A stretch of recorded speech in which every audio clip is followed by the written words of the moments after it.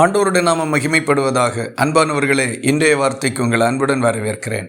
இன்றைய தியானத்துக்காக மத்தேயு எழுதின சுவிசேஷம் 7வது அதிகாரம் 21வது வசனத்தை வாசிக்க கேட்போம். பரலோகத்தில் இருக்கிற என் பிதாவின் சித்தத்தின்படி செய்கிறவனே பரலோக ராஜ்யத்தில் பிரவேசிப்பானே அல்லாமல் என்னை நோக்கி கர்த்தாவே கர்த்தாவே என்று சொல்லுகிறவன் அதில் பிரவேசிப்பதில்லை. யார் பரலோகத்திற்கு செல்ல முடியும் என்கிறதை குறித்து ஆண்டவர் இயேசு கிறிஸ்து இந்த வசனத்தை சொல்லி இருக்கின்றார். ஆண்டவருடைய மன விருப்பத்தின்படி ஒவ்வொரு காரியங்களையும் செய்து வாழ்ந்து கொண்டிருக்கிறவர்கள் பரலோக ராஜ்யத்திற்கு செல்லலாம்.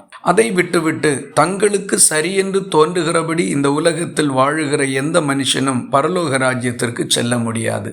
இந்த இரண்டிற்கும் தேவன் வித்தியாசத்தை உண்டு பண்ணுகின்ற நாளில் அநேகர் அவரை பார்த்து, கர்த்தாவே கர்த்தாவே, உமது நாமத்தினாலே தீர்க்க தரிசனம் உரைத்தோம் அல்லவா, உமது நாமத்தினாலே பிசாசுகளை துரத்தினோம் அல்லவா, உமது நாமத்தினாலே அநேக அற்புதங்களை செய்தோம் அல்லவா என்று சொல்லுவார்கள். அப்பொழுது இயேசு அவர்களை பார்த்து, நான் ஒரு காலம் உங்களை அறியவில்லை, அக்கிரம செய்கைக்காரரே, என்னை விட்டு அகன்று போங்கள் என்று அவர்களுக்கு சொல்லுவேன் என்று சொல்லியிருக்கின்றார். இதன் பொருள் என்னவென்றால், தங்கள் வாழ்க்கையில் தேவனுடைய விருப்பத்தை நிறைவேற்றுகிறது தான் மனுஷனை குறித்து தேவன் கொண்டிருக்கக்கூடிய நோக்கம். அப்படி செய்கிறவன் தான் பரலோக ராஜ்யத்திற்கு போக முடியும். மாறாக இந்த உலக வழக்கத்தின்படியும் மற்ற மனிதர்கள் செய்கிறதன்படியும் அவர்களை பிரியப்படுத்தும்படிக்கும் தங்களுக்கு சரியென்று தோன்றுகிற வழிகளின்படியும் எல்லாம் ஒரு மனுஷன் வாழ்வானானால் அது இந்த உலகத்தோடு சேர்ந்த காரியமாயிருக்கிறபடினால் அவன் பரலோக ராஜ்யத்திற்கு போக இயலாது.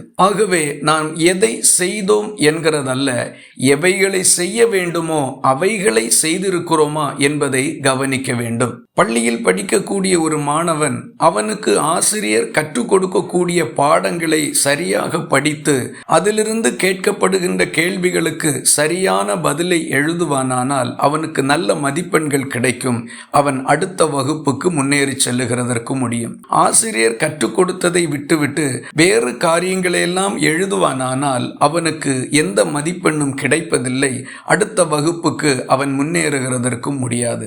இதே போலதான் நம்முடைய வாழ்க்கையிலையும் பரலோகத்தின் தேவன் நாம் என்னென்ன செய்ய வேண்டும் என்று விருப்பம் வைத்திருக்கின்றாரோ அவைகளின்படி செய்வோமானால் பரலோக ராஜ்யத்திற்கு நாம் போக முடியும். நமக்கு தோன்றினபடியெல்லாம் இந்த உலகத்தில் வாழுவோமானால் நிச்சயமாய் நாம் பரலோகத்தை அடைய முடியாது.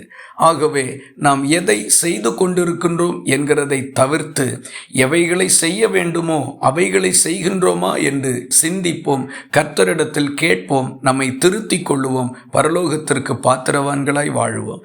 இந்த வார்த்தைகள் இந்த நாள் முழுவதும் உங்களுக்கு ஒரு ஆசீர்வாதமாய் இருப்பதாக. ஜெபிக்கலாமா? எங்களை நேசிக்கிற அன்பு நிறைந்த நல்ல ஆண்டவரே, நாங்கள் உம்மை நன்றியோடு துதிக்கிறோம்.